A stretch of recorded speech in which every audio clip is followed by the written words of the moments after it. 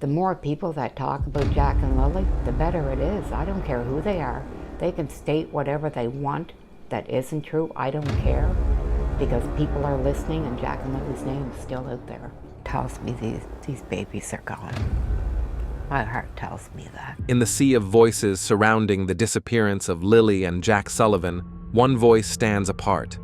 The voice of their grandmother, Belinda Gray. While police, experts, and even strangers online debate the ethics of true crime coverage, Belinda has made her stance painfully clear. I don't care if it's true or not. I don't care who says it. As long as people are still talking about Jack and Lily, that's what matters. Her words shocked some, but they also revealed the raw desperation of a grandmother who refuses to let her grandchildren be forgotten. To her, silence is the real enemy. Rumors, speculation, and even falsehoods. She will take them all, if it means her grandchildren's names continue to echo beyond the quiet streets of Nova Scotia. This is not just a statement. It is a defiant stand against time, against indifference, and against the cruel possibility that the world might one day stop saying the names Lily and Jack. When Lilly and Jack Sullivan disappeared on May 2nd, 2025, their faces quickly spread across Canada. For weeks, news outlets broadcast every development. RCMP officers searched forests and rivers, and neighbors clung to hope. But as time passed without answers, the headlines grew fewer, the public's attention shifted, and the case risked slipping into the background. For many families, that fading attention is agonizing but expected. For one woman, it was unbearable. That woman is Belinda Gray, the children's paternal grandmother. From the beginning, Belinda refused to accept that her grandchildren's story would fade. She knew that when children vanish, time becomes both an enemy and a weapon. The longer the silence, the less likely people are to remember, and the harder it becomes to keep pressure on investigators. Belinda decided she would not let the silence win. What makes her stand out is how she chose to fight. While other family members stayed quiet or cautiously avoided speculation, Belinda immersed herself in the growing online world of true crime commentary. She began watching live streams hosted by creators in Canada and beyond, listening to strangers analyze the case for hours. At first, it might have seemed unusual, a grandmother turning to YouTube for solace. But for Belinda, it wasn't about entertainment. It was about endurance. She quickly became a regular in online communities, following more than 10 channels that covered the case. She watched as hosts debated timelines, dissected evidence, and floated theories, some reasonable, some outrageous. For most families, hearing strangers speculate about your loved ones can feel like a cruel intrusion. For Belinda, it was something else. It was proof that people still cared. Every live stream, no matter how messy, kept Lily and Jack's names alive. Her perspective is starkly different from the cautious voices of police and experts. While RCMP officers warn about misinformation wasting resources, and scholars highlight the ethical dangers of turning tragedy into content, Belinda sees the matter through the eyes of a grandmother in pain. For her, accuracy is important, but visibility is essential. The more people who talk about Jack and Lily, the better it is, she said. I don't care who they are. They can say whatever they want that isn't true. I don't care, because people are listening and Jack and Lily's names are still out there. Those words shocked many, but they revealed the depth of her desperation. She has chosen to endure discomfort, rumor, and speculation rather than face the greater horror of silence. Because silence means forgetting. Silence means the world moving on. Silence means that two small children, her grandchildren, could vanish not only from their home, but from memory. This is why Belinda stays engaged, even when the conversations cut deep. She listens to people debate whether the children are alive, or accuse family members of involvement, or misinterpret the timeline. She endures it all because she believes even flawed attention is better than none. Every discussion is another spark that might keep the fire burning, another chance that the right detail reaches the right person. Belinda's commitment has made her more than just a grieving grandmother. She has become a symbol of persistence, a reminder that missing children cannot be forgotten simply because the headlines fade. While police pursue leads and experts weigh ethics, Belinda has taken on the role of guardian of memory. Her presence ensures that the names Lilly and Jack echo beyond Nova Scotia, reaching living rooms, computer screens, and phones far beyond her small community.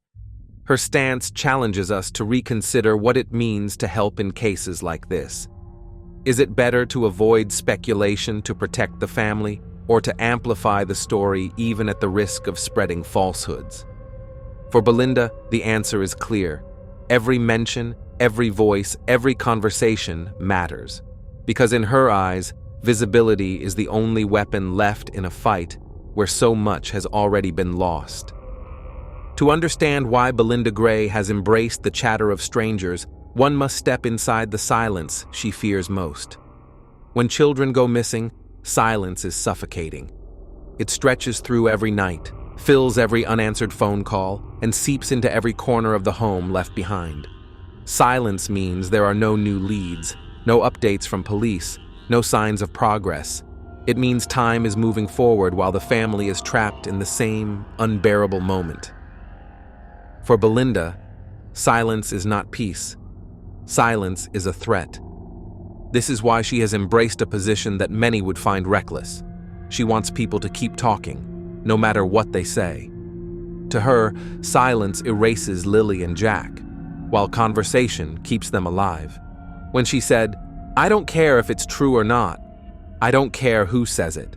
As long as people are still talking about Jack and Lilly, that's what matters." She was not celebrating falsehoods.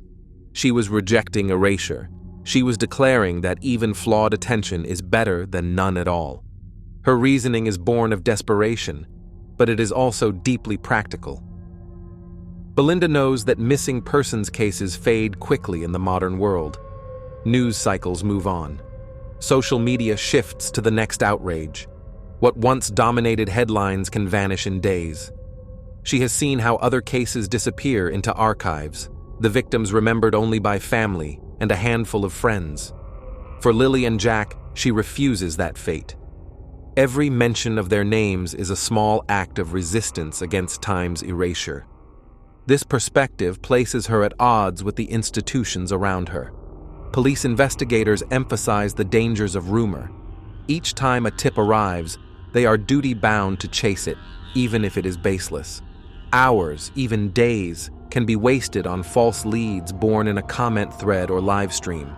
Sergeant Chris Marshall has admitted that while some of the 800 tips they pursued came directly from online shows, the vast majority went nowhere. For investigators, this is a drain. For Belinda, it is a price worth paying. Experts, too, caution against the commodification of tragedy. Scholars like Whitney Phillips warn that turning missing children into content reduces them to products in the attention economy. They argue that clickbait titles, sensational thumbnails, and endless speculation can dehumanize victims and re-traumatize families. And yet, Belinda's stance complicates this critique. She is a family member, not a detached observer, and she is choosing visibility over dignity, noise over silence. She is not blind to the harm, she simply values the benefit more. Belinda accepts the sting of speculation. She endures strangers accusing her family, inventing timelines, and sharing false details. She hears people debate whether her grandchildren are alive, as if it were an episode of a TV show. These are wounds upon wounds, but she absorbs them because she believes that within the noise lies a possibility. That one voice, one viewer, one tip might prove to be the thread that unravels the mystery. For her, even if 99 rumors are false, the 100th could be the one that matters. This outlook is not about denial or naivety. It is about agency. Belinda cannot control the investigation, nor can she search every mile of forest herself, but she can keep attention alive. She can ensure that her grandchildren's names do not disappear into the void. It is a grandmother's way of fighting back against helplessness, of taking power in a situation where she has almost none. Her choice also exposes a painful truth. The needs of families and the needs of institutions often diverge. Police want clarity, precision, and efficiency. Families want noise, urgency, and visibility. Experts want ethical restraint. Families want attention at all costs. These opposing desires clash in the middle of true crime culture, where investigators, creators, and grieving loved ones all stake their claims. Belinda Gray has made hers. She has decided that silence is unacceptable, that invisibility is unbearable, and that the world must keep talking about Lilly and Jack, even if it hurts. In her eyes, that hurt is the lesser evil. And if she must bear it to keep hope alive, then bear it she will. Belinda Gray has never asked to be a public figure. She is, at her core, a grandmother. Someone who once spent afternoons baking, babysitting, and watching her grandchildren laugh and play. But circumstances have transformed her. The disappearance of Lilly and Jack has forced her into a role she never imagined, the voice that refuses to let the world forget. This transformation did not happen overnight. At first, she was just another grieving relative waiting for phone calls from the RCMP, clinging to hope that the next search would bring answers. But as weeks turned into months, she realized something terrifying. Outside of brief headlines, the noise around Lilly and Jack was fading.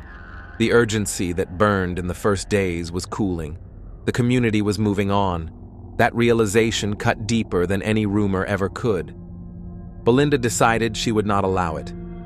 If the world needed someone to keep repeating their names, she would be that person. If strangers online wanted to discuss theories, she would watch, listen, and encourage.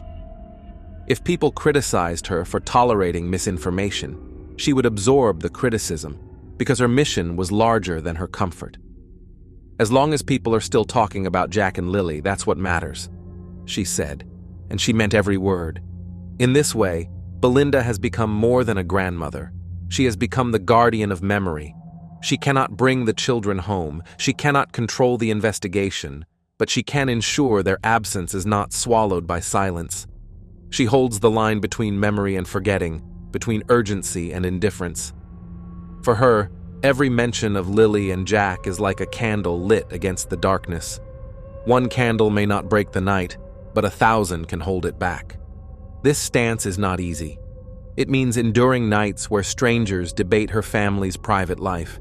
It means watching thumbnails plastered with her grandchildren's faces alongside sensational words like shocking, grim, or hidden. It means hearing accusations she knows are false and feeling powerless to correct everyone. But Belinda has chosen to bear this weight because the alternative, silence, invisibility, erasure, is unbearable. Her resilience forces us to face a moral dilemma. To investigators, rumors waste time. To scholars, online speculation commodifies suffering. But to Belinda, the very noise others dismiss is a lifeline. Her grandchildren are not commodities. They are children whose lives matter. And if the price of keeping them alive in public memory is enduring the chaos of speculation, then she will pay that price every day. This is why Belinda's words strike with such power. They are not careless. They are not naive. They are a grandmother's cry against indifference. In a world that forgets so quickly, she is demanding remembrance. In a world where tragedy competes with entertainment, she is insisting that Lilly and Jack remain visible, remain urgent, remain loved. Her role challenges all of us, creators, viewers, even casual readers of headlines. When we speak about Lilly and Jack, are we doing it with respect or merely for curiosity? Are we feeding algorithms or are we honoring two missing children whose absence still tears through their family? Belinda cannot answer these questions for us, but her plea is unmistakable. Keep talking, keep sharing, keep their names alive. In the end, Belinda's mission is both simple and profound. She will not let the names Lilly and Jack fade into silence. She will bear the sting of rumors, the weight of falsehoods, and the discomfort of being watched, if it means even one more person remembers. For her, attention is not just noise, it is hope. It is the last fragile thread connecting her grandchildren to a world that might still deliver answers. So we are left with her words, raw and unforgettable. Do it for Jack. Do it for Lilly. Say their names. Share their story. Keep their memory alive. Because silence is the enemy, and remembrance, however imperfect, is the only weapon we have against it. Belinda Gray's plea is simple, yet powerful. Never stop speaking her grandchildren's names. In a world that moves on too quickly, she refuses to let silence bury Lilly and Jack. Her words remind us that attention is more than noise. It is hope, it is pressure, and it is the fragile thread that keeps this case alive. For Belinda, every mention is a victory against forgetting. And for us, her courage is a call to action. If you are watching this, you have a role to play. Share their story. Keep the conversation going. Say their names with respect and urgency. And if you want to stand with families like Belinda's, make sure to subscribe to True Child Cases, leave your thoughts in the comments, and most importantly, share this video so more people hear about Lilly and Jack Sullivan. Because silence is the enemy, do it for Jack. Do it for Lilly.